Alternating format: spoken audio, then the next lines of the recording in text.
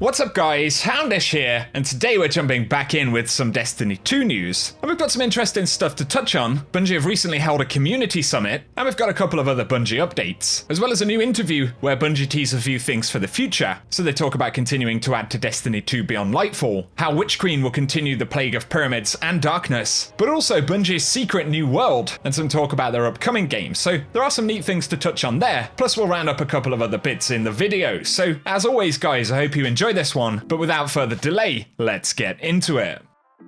The first thing we should speak about today, and I saw this a lot in the reset video earlier in the week, but Bungie Help said, on the Season of the Chosen calendar, the Proving Grounds Nightfall was listed as free to all players. This is incorrect, and players must own Beyond Light and the Season of the Chosen Pass to access this Nightfall, and the calendar will be updated to reflect this. It's pretty unfortunate right there because we all assumed that it would be available to all players. So obviously a little bit of a frustrating communication there from Bungie, but something worth noting. But then moving on, it looks like recently Bungie have held a virtual community summit. So of course if you don't know about community summits, the primary reason they exist is for players to give feedback on the game. And we've seen tweets from folks like Cool Guy, Grenada Jake and many more, essentially saying they had the opportunity to give ideas, suggest changes to the game, and help contribute to its future. So it's possible they're looking at stuff that we're going to get later on this year season-wise, or of course, the upcoming expansion. And obviously a virtual summit like this doesn't mean that we all get to give feedback in that way, but hopefully nonetheless Bungie taking this feedback is broadly going to be positive. As always, I'll be curious to get any of your key thoughts on Destiny 2 as it currently stands down in the comment section.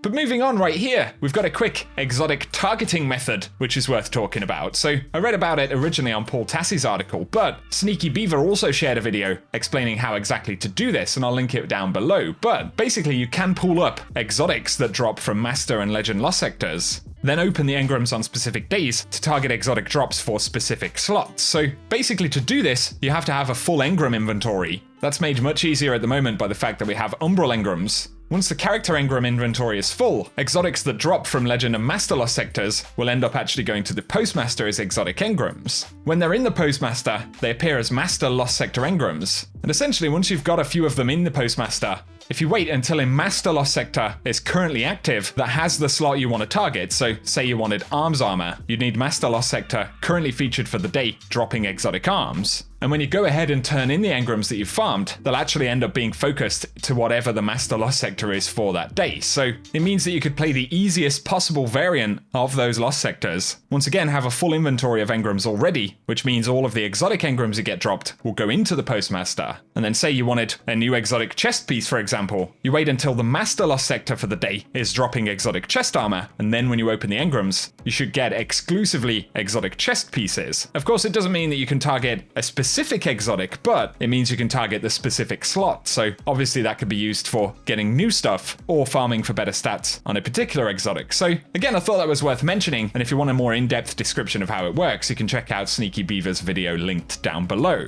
Moving on, we got a new interview with a Bungie developer about the future of the game. So Jacob Benton from Bungie spoke with 4Gamer, which is a Chinese site, so there are some translations here, but some pretty interesting conversation to touch on regarding the future of the game. So initially they asked the question, the new expansion Witch Queen, which was scheduled to be released in 2021, has been postponed to 2022. And so they ask, how will it be developed this year? And Jacob Benton says, in 2021, the relationship between the Guardian and the Darkness will become more complex and more dangerous. And by incorporating new developments into each of the seasons, we also aim to further boost the momentum of each of the content drops. Amongst them, our most hopeful plan is to bring the Vault of Glass back in Season 14, and by the end of 2021, we're considering adding a master version of the Vault of Glass. And we believe that this addition will give the game a new reward, just as it did when they introduced Ordeal Nightfalls. And so essentially, they're saying that the story will continue to build throughout this year towards Witch Queen, and that specific content reference to Vault of Glass is interesting. But then 4Gamer ask, the Witch Queen is said to be a large-scale content drop, please tell us the highlights. And Jacob Benton says, at this stage, I can tell you that Destiny 2 will have its biggest breakthrough in the ongoing story. In Beyond Light, the power of the pyramids and the darkness is extended to the solar system, but in Witch Queen, we'll continue this story, and players will experience new developments of light and darkness, and the amazing challenges that stand in front of them as Guardians. And so it's kind of what we expect to happen, right? But all of this definitely confirms that the next couple of seasons we see are going to be linked significantly to this kind of darkness story and building back towards that for Witch Queen. And there's kind of this suggestion that the darkness will continue to progress and affect more areas in the solar system.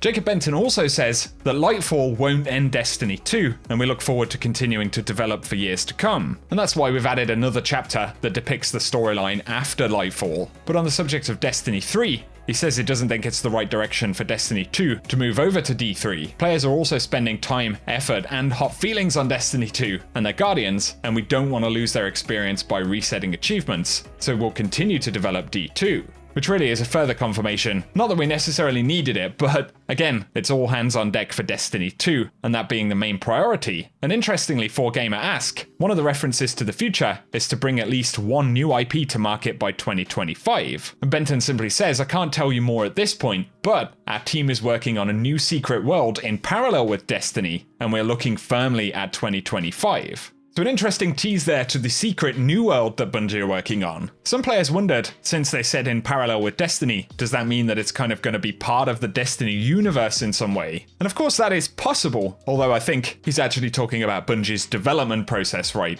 And the fact that they're developing both of the games at the same time, as opposed to them being in the same universe, just to clear that up. But they're also hammering on the year 2025 quite a lot. They've been saying that since they actually split with Activision, and of course, if it continues talking about those kinds of dates, it's entirely possible we will be looking at Bungie's new IP by that point in time, although, as we've seen with Destiny releases, it's entirely possible that it could be a bit further down the road than that. Jacob Benton also refers to moving Destiny into additional media, and he says we can't give massive details at this time, but we're looking forward to the day we can announce it. And players often ask us about more stories and content set in the world of Destiny. In response to that, we're thinking of providing content in media other than games. And of course there is some very exciting potential there. And otherwise, he talks about continuing to listen to community feedback, the fact that they want to continue to tune stasis based on what the community is saying, but also they say that there is a significant amount of content to come over the next few years for Destiny, so it's very much will continue to be a fully supported game for the foreseeable future. But if you want to check out any additional sections of that interview, I will link it down below. And for today, guys, that is everything that we have to speak about in this video. So a few interesting things right there as we wait for more information about the remainder of this season and of course season 14. So give us your thoughts as always, any stuff that you'd love to see in the upcoming content seasons this year, or of course Witch Queen, which hopefully is going to be less than a year away now. But also if you've enjoyed the video, a rating down below very much helps us out on the channel, and feel free to get subscribed so I can keep you posted on the world of Destiny 2 as soon as those updates drop. But for now guys, thanks as always for tuning in, and I'll catch you all very soon.